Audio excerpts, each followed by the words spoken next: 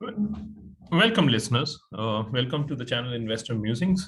आज हम बात करेंगे आईडीएफसी के जो अभी नतीजे आए हैं Q3 में रिजल्ट 2022, उसका कंप्लीट एनालिसिस करेंगे। और एक और क्वेश्चन जो कि हम पूछते रहते हैं, which is around is it on a path to become a next bank और next HDFC bank for that matter, तो वो भी हम देखेंगे, उसके बारे में बात करेंगे। तो एज वी मूव ऑन, सबसे पहली चीज, a disclaimer, I am not a SEBI registered advisor. All the information provided by me are for educational and information purpose only. तो प्लीज अगर आप इसमें किसी भी स्टॉक में इन्वेस्ट करना चाहते हैं तो अपने फाइनेंशियल एडवाइजर से राय लें। साथ ही आप ये चैनल सब्सक्राइब कर सकते हैं जिसपे कि हम वीडियोस डालते रहते हैं और एनालिसिस करते रहते हैं अलग अलग स्टॉक्स का। Moving on, talking about the Q3 FY22 results, तो रिजल्ट्स ओवरऑल अगर आप देखेंगे तो काफी अच्छे रहे। इनफैक्ट मैंने कुछ कुछ पार्ट्स हाईलाइट किए हैं। ये प्रेजेंटेशन है जो कि हमने आईडीएफसी फर्स्ट बैंक की रिजल्ट प्रेजेंटेशन में से कुछ स्लाइड्स ली हैं और उनके बारे में हम बात कर रहे हैं यहाँ पे। तो रिटेल फंडेड एसेट्स की तरफ अगर आप देखेंगे तो रिटेल लोन्स कंस्टिट्यूट 62%। तो ये एक बहुत बड़ा फैक्टर है जो कि जब आईडीएफसी और कैपिटल फर्स्ट का मर्जर हुआ था, उस टाइम पे कहा गया था कि हम आईडीएफसी की जो बुक है जो कि इंफ्रा ड्रिवन बुक थी, या फिर ज्यादातर लोन्स जिसमें इंफ्रा के लोन्स थे, उनको उसको हम रिटेल लोन्स की तरफ मूव कराएंगे। तो वो आज 62% हो गया है। So retail loans constitute 62% of the overall funded asset. तो ये एक बहुत अच्छा फैक्टर है जिस जिस तरफ ये बैंक अग्रसर हो रहा है। The retail funded book increase 28%, और यहाँ पे ईयर ऑन ईयर जो ग्रोथ आ रही है रिटेल फंडेड बुक में, वो 28% की आ रही है। साथ ही अगर हम फर्दर इसको नैरो डाउन करें और आगे चलें कि देखें कहां से ये ग्रोथ आ रही है, तो अगर आप देखेंगे तो हाउसिंग लोन्स जो बुक है वो ग्रो हो रही है 44% पे। यहाँ हम एक बात समझ सकते हैं कि ऑब्वियसली यहाँ पे जो बेस है वो छोटा है, काफी छोटा है इस करंटली अगर हम बुक को देखें, लेकिन 44% की ग्रोथ अपने आप में ये दर्शाता है कि बहुत तेजी से बैंक हाउसिंग लोन्स कर रहा है। और ये इस बात से भी समझ आता है कि अगर आप देखें तो आज रियल एस्टेट की जो साइकिल है उसको एक्सपेक्ट किया जा रहा है कि वो शायद पॉजिटिव टर्न में या फिर टेलविंड्स उसमें आनी शुरू हो जाए। तो अगर वो आती हैं तो उसका एक सबसे पहला जो जो इंडिकेशन होता है वो होता है कि हाउसिंग लोन बुक जो है बैंक्स की ग्रो करनी शुरू हो जाती है। हमने कंपेयर किया आईडीएफसी बैंक को पीयर बैंक्स से और कोशिश की ये देखने के लिए कि क्या ग्रोथ इक्विवेलेंट है। और हमारा हमारा मानना, इनफैक्ट हमारे जो रिसर्च थी उसके हिसाब से हमने पता किया कि हाउसिंग लोन की जो बुक ग्रोथ है 44%, वो it is one of the best in the industry है आज की तारीख में। मॉर्गेज बैंक्ड बिजनेस जो है वो 26% से ग्रो हो रहा है, which is again at a very good space. Commercial finance book of the bank increased by 16%। ये बहुत इंपॉर्टेंट है। ये वो लोन्स नहीं है जो इंफ्रा लोन्स होते हैं, बट कमर्शियल लोन, जो छोटे लोन्स जो व्यापारी लिया करते हैं, उन वो बुक भी बैंक की ग्रो कर रही है 16% से। तो that means on retail side asset book is growing really well. Corporate financing अगर देखें, corporate funded book decreased bye 3%। That's what mister Vaidyanathan ने कहा था जब उन्होंने मर्जर हुआ था कि वो अपनी कॉर्पोरेट बुक को कम करेंगे और रिटेल की तरफ ज्यादा फोकस करेंगे, और ये बैंक एक रिटेल बैंक बनना चाहता है। तो उसी की वजह से आप देख रहे हैं 3% का डिक्रीज है in the corporate funded book. Infrastructure financing अगर आप देखें तो रिड्यूस हो गई 31% से, जो बहुत इंपॉर्टेंट फैक्टर है, because infrastructure as a part of infrastructure loans as a part of loans, all the loans of the bank कम करना चाहता है बैंक, जो कि 31% से अभी कम हो गए हैं। डिपॉजिट्स की अगर बात करें, 11% का इंक्रीज हुआ डिपॉजिट में। ऑलरेडी बैंक के पास अच्छा खासा है, 50% के प्लस खासा रेशियो चल रहा है करंटली, विच शोज कि एम्पल लिक्विडिटी करंटली है। और साथ में जो नए डिपॉजिट्स आ रहे हैं उसमें भी 11% का इंक्रीज हुआ है। कासा डिपॉजिट स्पेशली अगर आप देखें तो 18% से ग्रो हो रही है। और कासा ज्यादा से ज्यादा ग्रो होना और कासा ज्यादा होना बैंक के पास, इससे बहुत फायदा होता है, बिकॉज आपको एक एक रिड्यूस्ड और एक लेस कॉस्ट ऑफ कैपिटल वाले डिपॉजिट्स आपके पास हैं, जिनको आप जिस पैसे को आप यूज करके फर्दर लोन्स दे सकते हैं। सेकेंडली अगर आप देखें तो बैंक जो है ग्रैनुलराइजेशन कर रहा है, मतलब बैंक कोशिश कर रहा है कि बड़े जो डिपॉजिट्स हैं वो कम हो, क्योंकि वहां आपकी डिपेंडेंसी बढ़ जाती है उन कुछ कस्टमर्स पे जिन्होंने बहुत बड़ा डिपॉजिट आपके बैंक के साथ किया हुआ है।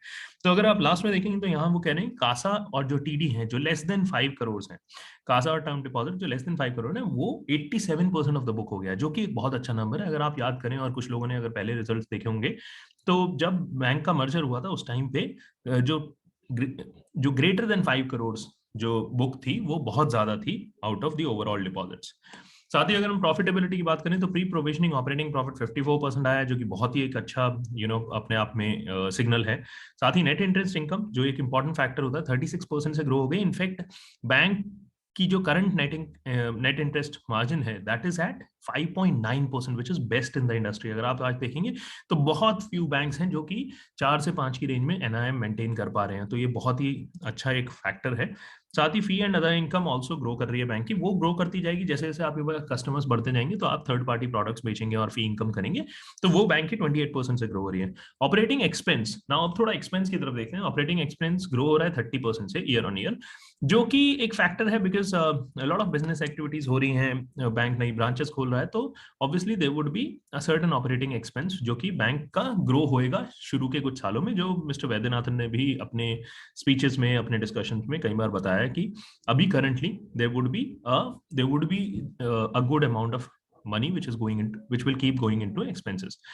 Provisions अगर आप देखें was lower by 32% on year basis, so that basically says कि अभी जो रिस्की अकाउंट्स हैं वो कम हो रहे हैं, या उनके अगेंस्ट जो प्रोविजनिंग बैंक कर रहा है वो कम हो रही है, बिकॉज रिस्की अकाउंट्स अपने आप में कम हो रहे हैं, और कोविड का जो इम्पैक्ट था वो भी अभी हम उससे बाहर निकलने की तरफ अग्रसर हो रहे हैं। बैंक का अगर ग्रॉस एनपीए अगर आप देखें तो 4.27% है, जो कि हाई है। अगर आप ओवरऑल बैंकिंग इंडस्ट्री को देखें तो it would be, I would say, little higher than average. And जो सितंबर 30, 2021 में था और अभी 3.96 हो गया है, which is again high. So bank का जो गाइडेंस है दैट हैज ऑलवेज बीन कि 1 से 2% का हम क्रॉस एनपीए नेट एनपीए रखेंगे, तो वो अभी मीट नहीं हो रहा है, तो वहां पे हमें थोड़ा सा रिस्क दिखता है, but at the same time it is on a down trend, so धीरे धीरे वो रिड्यूस होता जा रहा है, और इसमें कहीं ना कहीं कुछ ना कुछ कोविड का भी इम्पैक्ट है, जिसको शायद ओवर द पीरियड अगर हम देखें तो वो जाना शुरू हो जाएगा। The net NPA has reduce from 2.09 to 1.74, इसको शायद सब 1 या around 1 is what bank expected to be, which is still high, but let's see over the period, हमें क्लोजली देखना पड़ेगा नेक्स्ट रिजल्ट्स में कि किस तरीके से ये नंबर रिड्यूस होते हैं। The above mentioned NPA figure includes one large toll road account। ये बहुत इंपॉर्टेंट है क्योंकि लास्ट टाइम अगर आपने देखा होगा तो बहुत तेजी से एनपीए जब बढ़े थे तो उसमें एक टोल रोड अकाउंट था जो आई बिलीव महाराष्ट्र का शायद टोल रोड अकाउंट है, जहां पे क्योंकि कोविड की वजह से लॉकडाउन हुए जिसकी वजह से टोल्स आने बंद हो गए, जिसकी वजह से वो अकाउंट का पेमेंट थोड़ा इरेगुलर हो गया था। अभी एक्सपेक्टेड है वो शायद रेगुलराइज हो जाए, और ये जो एनपीए जो हम कैटेगराइज कर रहे हैं टोल रोड अकाउंट को 819 करोड़ विच इज 819 करोड़, ये शायद आपके एनपीए नंबर्स में से चला जाए as they start paying back. तो अगर वो देखेंगे तो शायद नेट एनपीए और ग्रॉस एनपीए उन्होंने बैंक ने स्पेशली मेंशन किया है, excluding this account gross NPA हमारा 3.24 है और नेट एनपीए 1.14 है। The next point is our gross NPA on infrastructure book is 20%. Now this is huge, लेकिन ये एक लेगेसी है इस बैंक के पास, और जैसे जैसे इंफ्रास्ट्रक्चर बुक कम होगी और जैसे जैसे रिटेल का कंपोनेंट बढ़ता जाएगा, शायद ये जो एनपीए नंबर्स हैं वो बहुत ज्यादा रिड्यूस हो पाएंगे।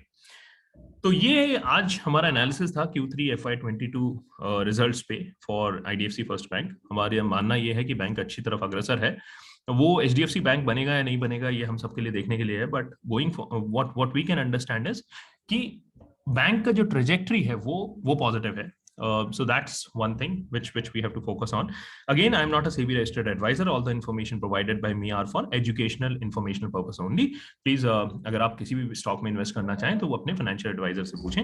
आप हमें सब्सक्राइब कर सकते हैं ऑन इन्वेस्टर म्यूजिंग्स, जो हमारा यूट्यूब चैनल है जिस पे हम ऐसी वीडियोस डालते रहेंगे। Thank you so much for joining us today.